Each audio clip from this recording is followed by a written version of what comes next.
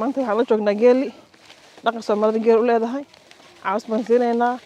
dhaqankeena waaye caanahan ka cabnaa Australia fresh camel milk. halkani waa dalka Australia waxaa ku taalo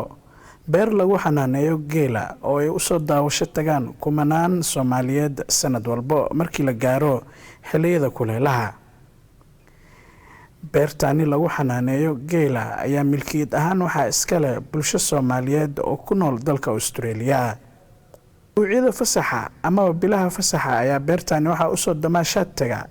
dadyow Soomaaliyeed oo kala duwan oo ka imaaday magaalooyinka kala duwan ee dalka Australia iyagoona ku faraxsan inay arkaan Soomaali geel ku dhaqanaysa dalkaasi. waxaa jira bulshooyin kale oo Soomaaliyeed oo iyagana aan nasiib u yeelan inay arkaan meel lagu dhaqdo geela balse waqtigii iyo fursaddu ay u saamaxday in dalka Australia looga furo beer lagu xanaaneeyo geela.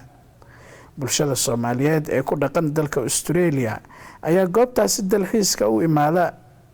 qaybo kala duwan oo isugu jirta inay u soo daawasho tagaan geela iyagoona ay jiraan qaar ka mid ah dadkaasi oo u soo doonta inay cabaan caanaha freeshka ah ee geela laga miiro si ay isaga daaweeyaan xanuunada ku dhaca caloosha ama qarasta. waana kuwan qaar ka mid ah dadkii u soo daawasho tagay beertaasi lagu xanaaneeyo geela oo nala wadaagaya aragtidooda. waxaan soo gaarnay meesha geel aan ku dhaqano oo Australia ku taala magaalada Brisbane marti badan cusub la joogtaan keenay geelaas u jeedaan qurux badan baan ku haysanaa magaalada hadda winter ay noo tahay hawadaas fiican qurux badan leh ku soo dhawaada caanahan ka cabna caana fresh u leeyahay geela kan hilibkiisa cunaa waxa soo noogu qurux badan waa waxa ay timin garadeen geeli Soomaali kan aad isugu yihiin isugu dhow yihiin saa u jeedid quruxiisa u jeedaa geela sadeer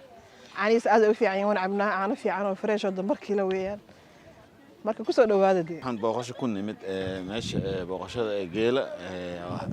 Brisbane runtii geela markaad fiirisid wuxuu egyahay Kenya Soomaaliya oo kale waa isku mid annaga Melbourne aan ka nimid laakiin nasiibka ma yeelan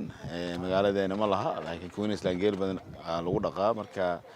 booqasho aan halkan ku nimid aad aan ugu faraxsanahay maanta booqashada ku nimid. goobta aan joogno waxaa waa goob xanaano lagu xanaaneeyo geela kamid ah beeraha lagu xanaaneeyo Australia weegi waxaan imaanaa 2 jeer ama hal mar aan imaano caanaha geela soo doonana waa caana fresh ah wallahi dhadhanka markaan ka warramo caanaha geela waa sidii wadankii oo kale inkastoo anigoo yar aan ka soo tagay laakiin aan xasuusto wali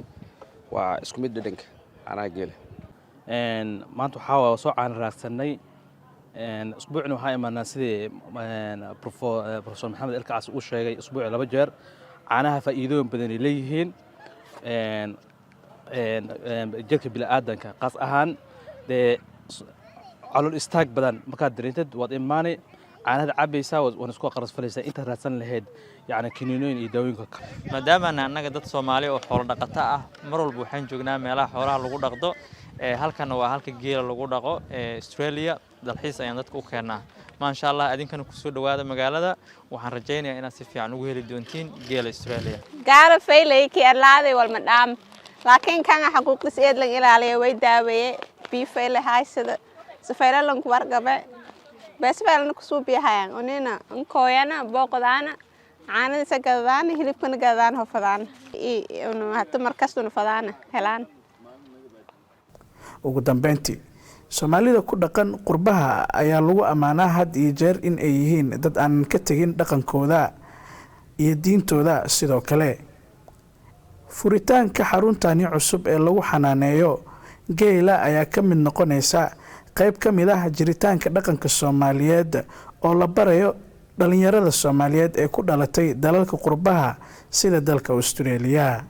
geela ayaa dhaqan ahaan Soomaalida ay u tahay waxyaabaha ay caanka ku tahay marka laga soo tago dalalka Carabta